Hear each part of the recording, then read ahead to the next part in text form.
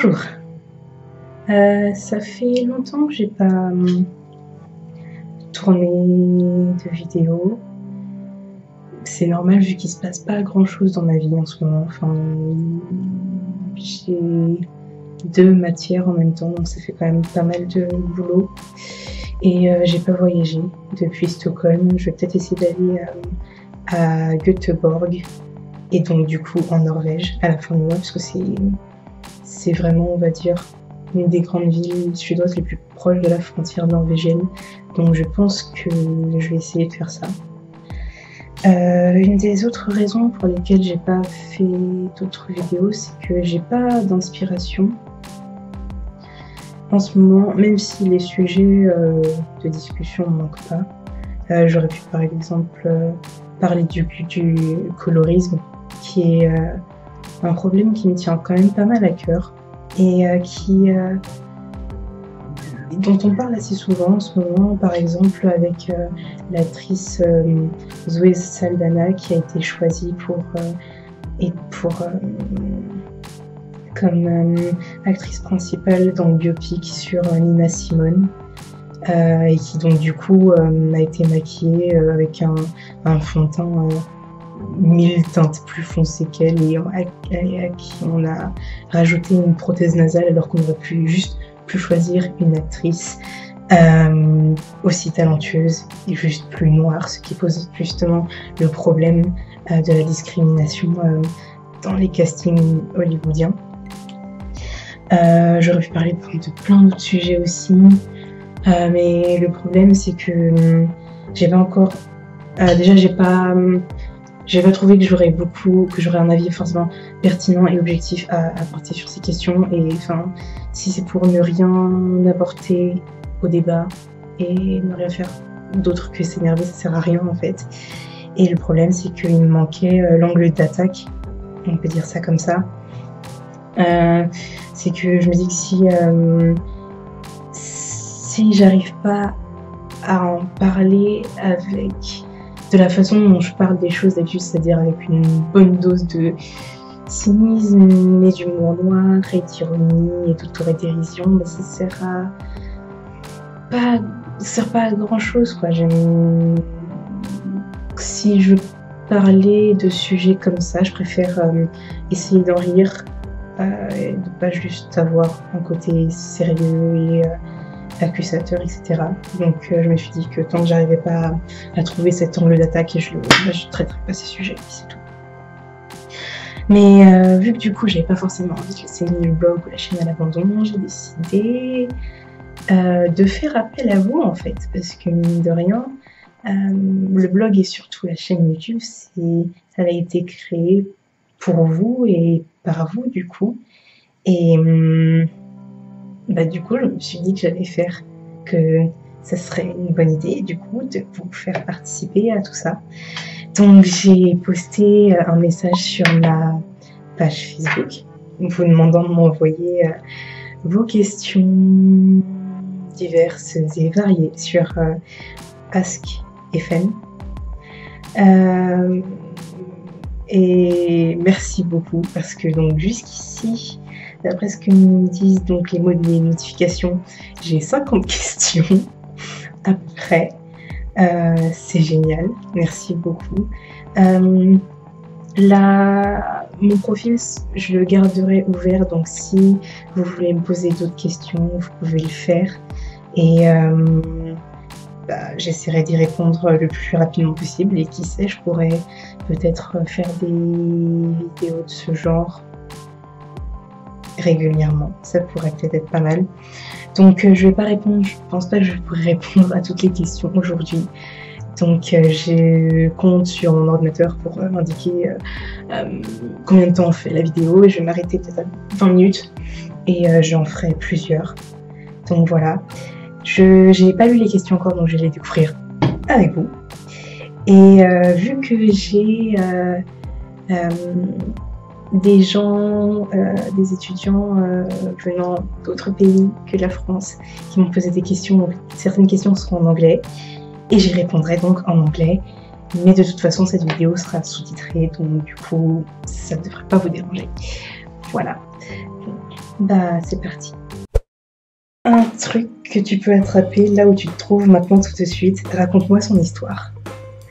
Bah, ça tombe bien, le truc que j'ai devant moi.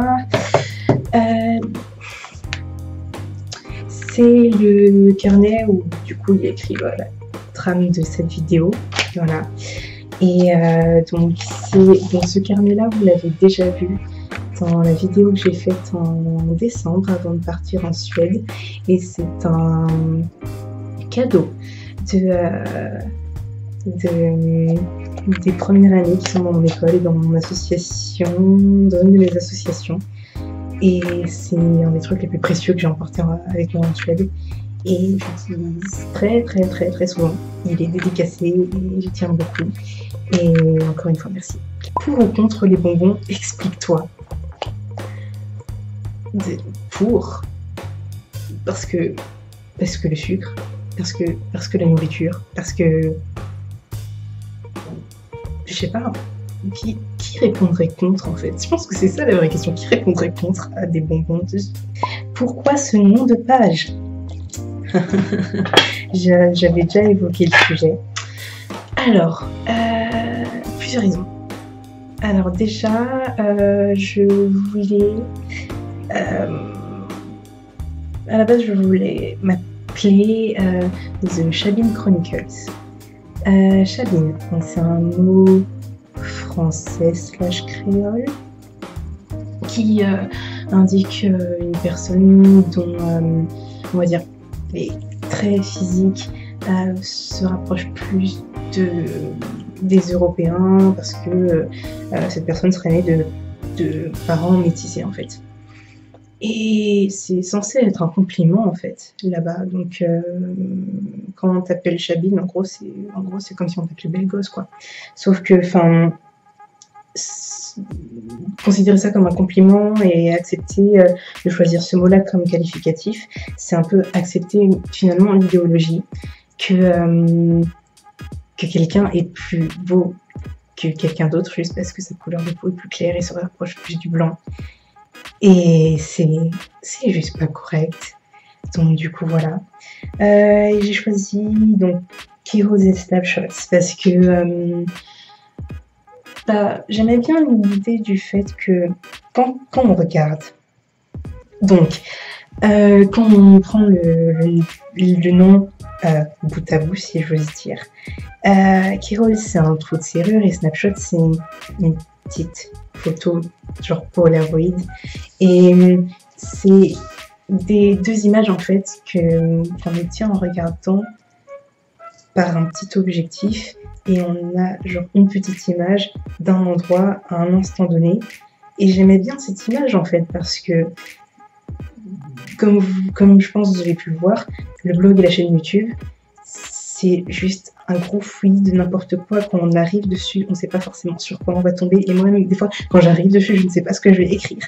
Donc, j'aimais bien cette idée-là parce que, du coup, c'est justement ce blog, c'est un petit peu tout ça. C'est un instant de ma vie, à un moment donné, à un lieu donné. Et voilà.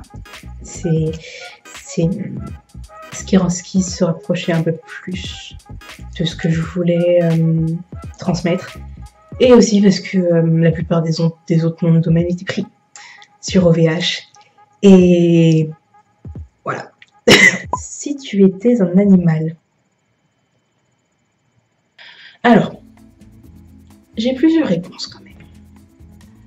Si on compte les animaux fantastiques, j'aimerais bien être un dragon parce que, est-ce que j'ai vraiment besoin d'expliquer pourquoi ça serait le truc, pourquoi ça serait un truc cool d'être un dragon, un dragon, voilà.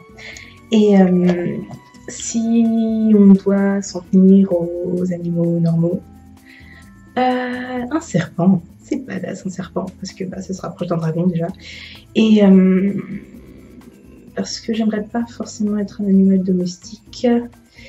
Et parce que un panda c'est mignon, mais oh mon dieu, mais qu'est-ce que c'est con, c'est pas possible. Vous avez déjà vu des vidéos de pandas qui se vautrent dans l'escalier? Tu te demandes comment ils ont fait pour pas s'éteindre comme les dodos en fait. C'est mignon, mais c'est extrêmement... What is the most expensive things for you in this country? Ah, okay. I would say it's food, probably. I know food in like the food places. Like surprisingly, the fast food places and restaurants are incredibly cheap, as far as I can see and experience. Um, like for instance, Subway is like way cheaper in here than in France. But when you do the groceries, it can get pretty expensive and pretty fast. I gave up on buying red meat and chicken pretty fast. I eat like a vegetarian basically when I'm home. That's why I jump on burgers as soon as I get the chance, by the way.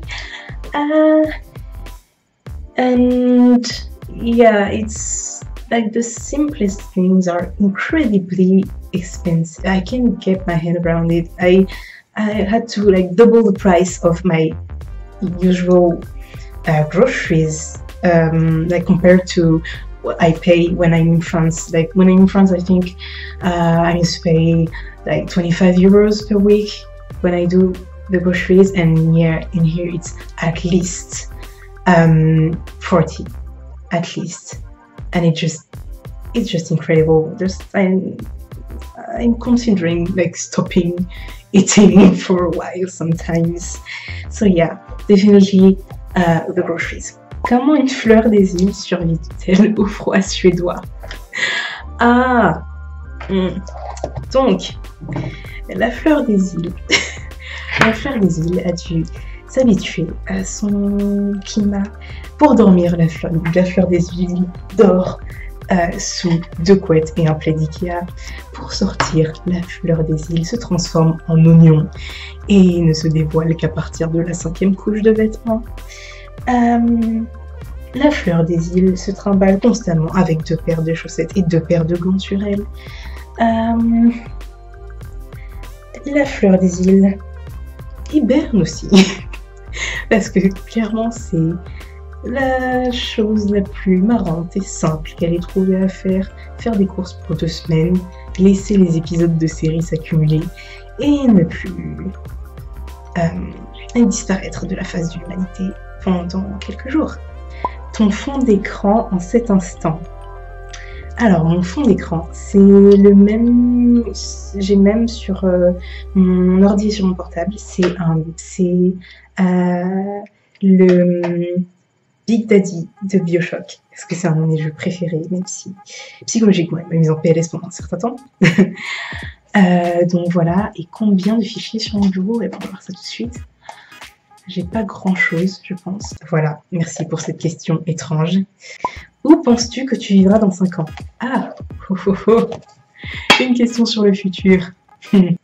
Déjà, pour moi, le futur, là, maintenant, tout de suite, en ce moment, c'est savoir quelle culotte je vais mettre demain. Donc, cette question est extrêmement dure pour moi.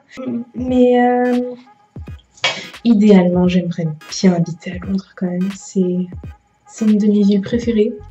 Je m'y sens vraiment bien. Il y a le carnaval de Londres aussi tous les ans, ça c'est plutôt pas mal. Et ouais, j'ai l'impression qu'ils sont un peu plus détendus à Londres au niveau de certaines choses, plus compréhensifs et tolérants par rapport, je sais pas, à des sujets comme l'orientation sexuelle, les différentes, la diversité dans sa population et ouais, combien de tâches ont les vaches en moyenne?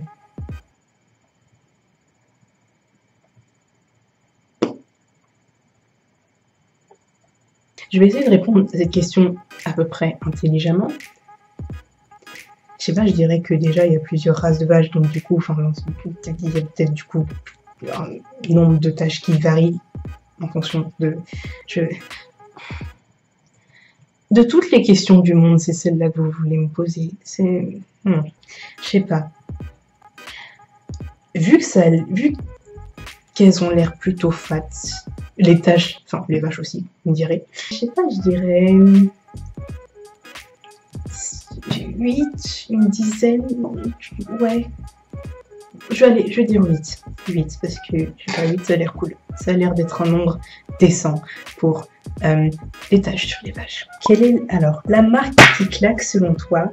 Genre la marque la plus swag que tu connaisses. Et... J'aime bien les marques, on va dire, urbaines, comme New Yorker ou Cool Cat. Et ouais, elles font des vêtements plutôt badass et plutôt confortables. Tu aimes les jeux de société de cartes? Pas vraiment. Mais s'il y a bien un jeu qui correspond à ces deux catégories et que j'aime, curieusement ou pas si on connaît, c'est le Jungle Speed. Parce que je peux devenir un vrai animal à ce jeu. Et j'ai dû arracher, genre, je dois avoir quand même beaucoup de peau sous les ongles encore à ce jour avec toutes les batailles pour les totems que j'ai déjà faites. Et franchement, ouais, c'est un jeu que j'aime bien, qui est sympa, qui est facile à apprendre, à expliquer. Quand j'ai fait ma mission humanitaire au Cambodge, on en a refait un à partir de rien, en utilisant une bouteille d'eau comme totem et en dessinant les cartes nous-mêmes. C'était plutôt sympa. Les enfants ont appris les règles plutôt vite, même les règles cheloues avec les mains sur le totem, compter jusqu'à 3, etc. C'était plutôt sympa. Et ouais, je pense que c'est un jeu où tu dis, quand il joue avec quelqu'un et que tu t'en sors avec tous tes doigts, tu te dis que la personne tient à toi quand même, mais c'est un bon test pour l'amitié. Ton souvenir le plus ancien?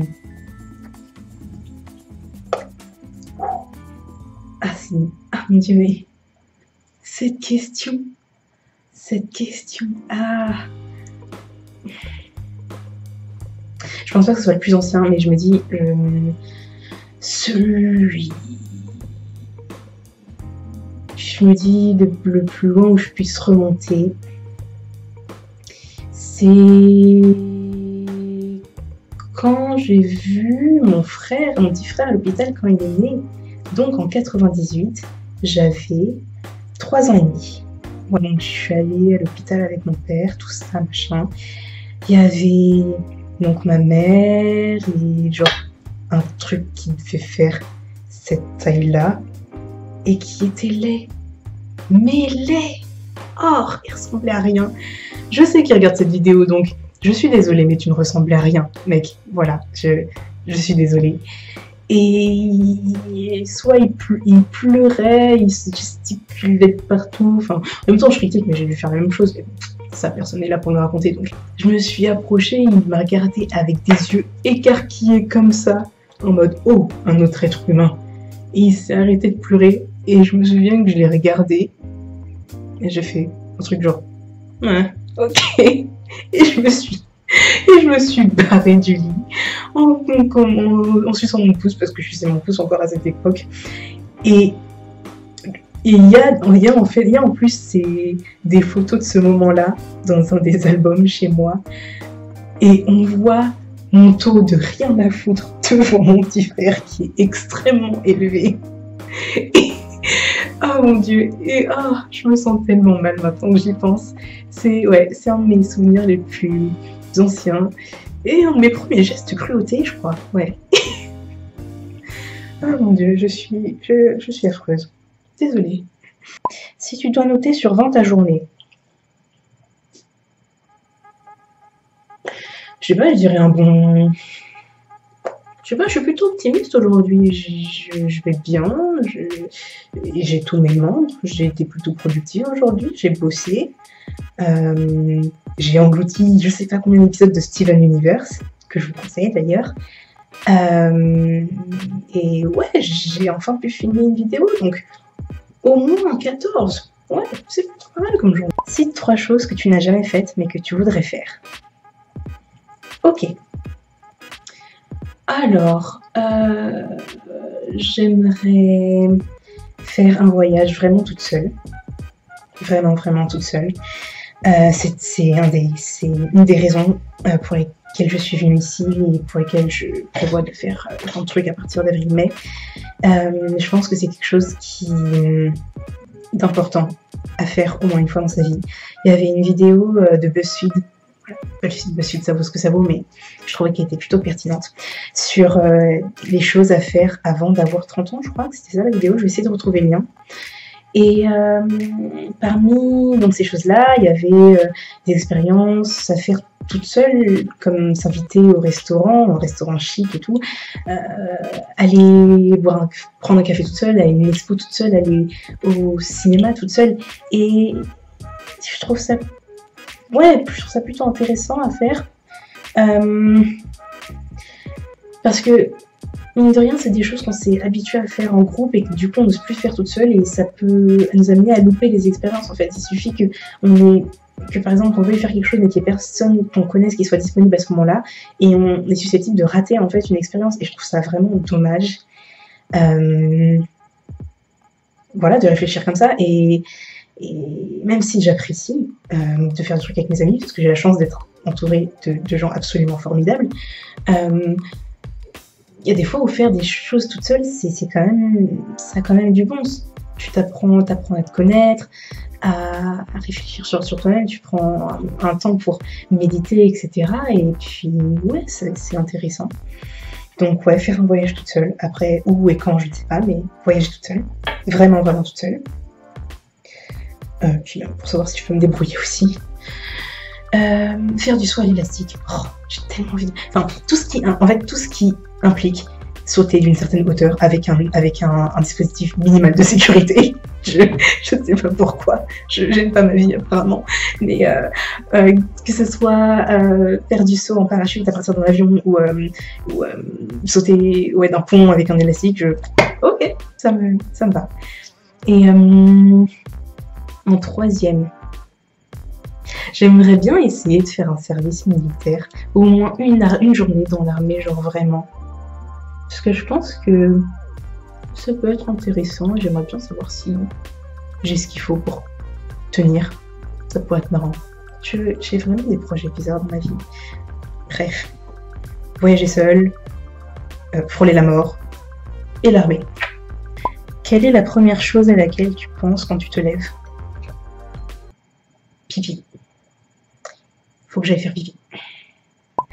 What do you think of your lovely neighbor that can cook pasta really well? I think I know who asked this question, and girl, you're awesome, and I'm glad I met you. What do you think of cultural differences between Sweden and France? There are like so many. Actually, it depends. I think it depends on what category of cultural aspects you want to like study or something. As far as architecture goes, I think it's way more beautiful here than in France. I'm sorry, but I'm not gonna lie or try and defend my country.